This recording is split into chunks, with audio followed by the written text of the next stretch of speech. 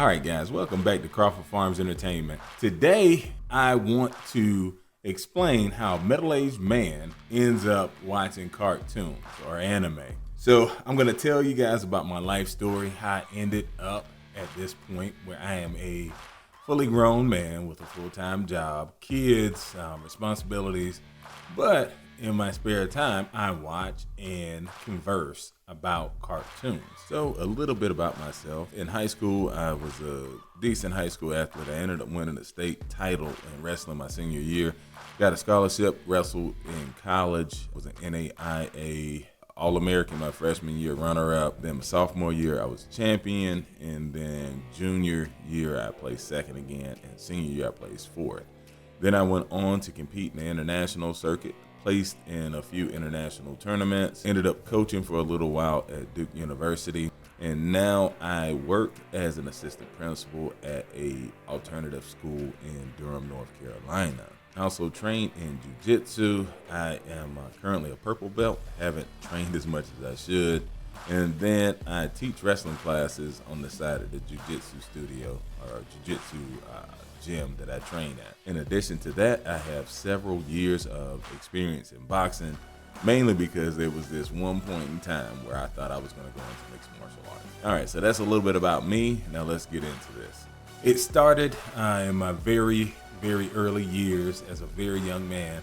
I loved to train. I loved martial arts, right? I didn't actually know any martial arts, but I love the idea of it, and I used to love to pretend as if I knew. I actually had people convinced that I knew karate when I knew absolutely none. As far as my training at the time, it was mostly push-ups and punching into the air with terrible technique, terrible form.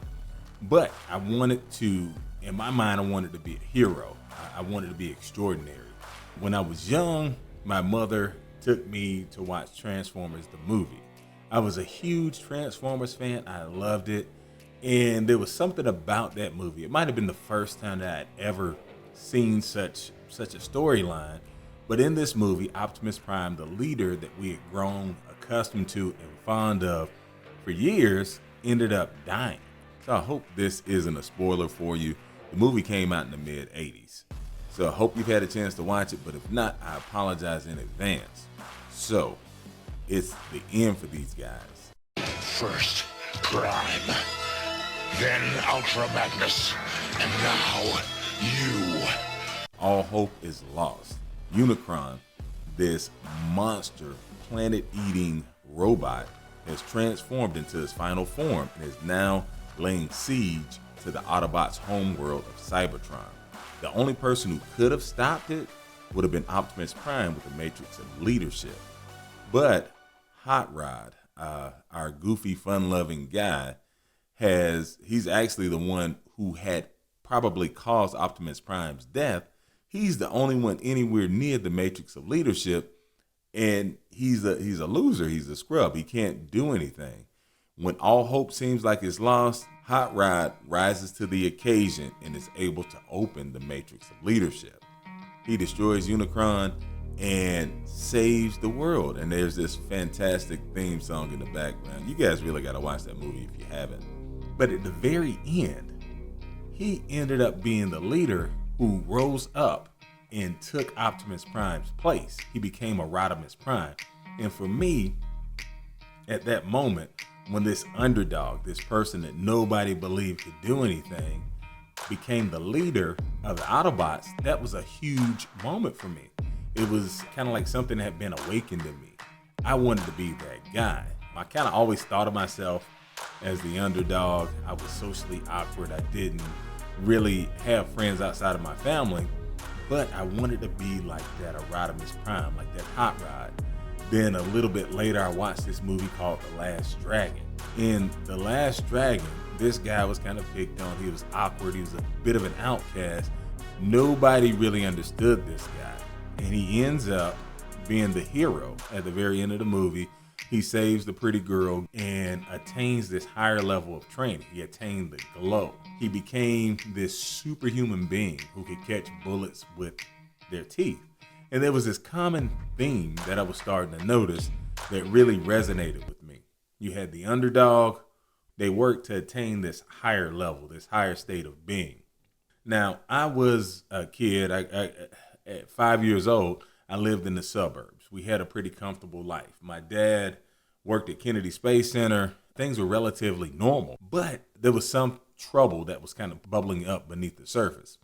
My father was into some illegal activities. So he ended up running from the law. As he was running, we moved from this really nice neighborhood in Central Florida. We moved all the way down to South Florida in a neighborhood that wasn't quite as nice. So when we moved, I used to get into fights constantly. I was even more socially awkward.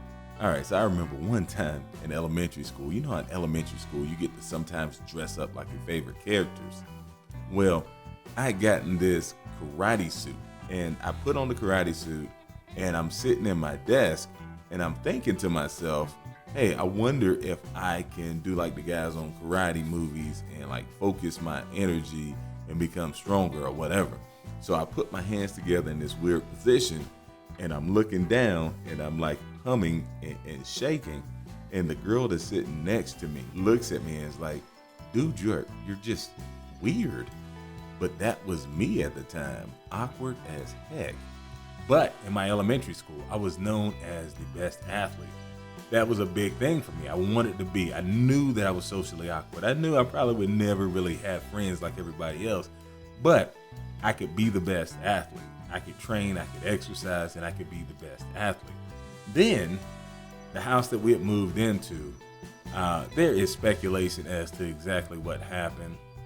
The rumor is that a jealous uncle set fire to the house, or paid somebody to set fire to the house so that they could kill us. We don't know that was the case, but somehow with all the fire, the smoke through the flames, my dad was able to break through the windows and get us all out of the house before we died.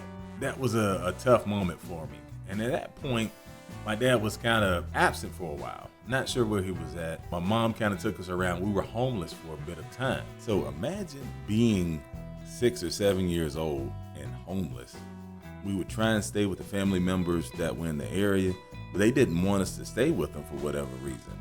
So there was that feeling of rejection and being unwanted that I was experiencing at that very young age. So you take that, you got this kid who's already socially awkward, and then you add on top of that, we're now homeless. And then my other family members, my siblings and my mom, we're going through this as well. And like I said, at this time, I'm not sure what was going on with my dad. My mom managed to find us an apartment. It was in a really rough neighborhood.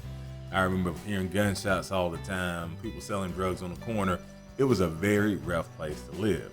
Also during that time, my dad ended up getting arrested. He went to jail. So now, 8-year-old me is not far removed from being homeless, father's incarcerated, and I'm around a lot of negative influences. The reason that I have chosen to work in alternative schools and work in schools where students come from family situations that are similar to mine is because I knew what that experience was like for me, and I want to try and find ways to help those students through those. So back to the story. Now, during this time, I did watch cartoons. Dragon Ball was out, and I would watch that, but I didn't recognize that theme in Dragon Ball just yet. For me, the big thing was Teenage Mutant Ninja Turtles. That was these Ninja Turtles. They were outcasts. They lived in the sewer, and they were secretly saving the day. It was huge for me when the Ninja Turtle movie came out, and I got to see these guys in live action. But the common theme was always there: underdog and hero. This was something that always resonated with me. I did end up becoming a bit of a local football star, not like actual organized football on the side of our building. I would play, and because I was so hard to tackle and I was able to run people over, even people who are a lot bigger, my balance was just amazing. They couldn't, and I'm not bragging because I wasn't good at much else.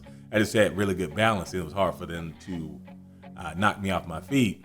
They called me Truck, so my nickname was Truck. Everybody thought that I would go off and be this big time football player. But no, that wasn't in the cards for me. I had to find a plan B. Apparently they need you to be able to do other things other than not get tackles. You have to be able to catch or hold on to a ball or follow plays or listen to instructions, all of that weird stuff that I really couldn't do at the time. All right, guys, for now, thanks for watching. Make sure you click like and subscribe if you want to see how this thing ends, how I get to the point where I'm 40 plus years old, balding, but every day I will hop on an exercise bike. I throw on the over-ear headphones and I watch anime as I'm working out on this exercise bike. How weird is that? I'm an old man with kids and I'm watching cartoons. Well, I'll see you soon, and until next time.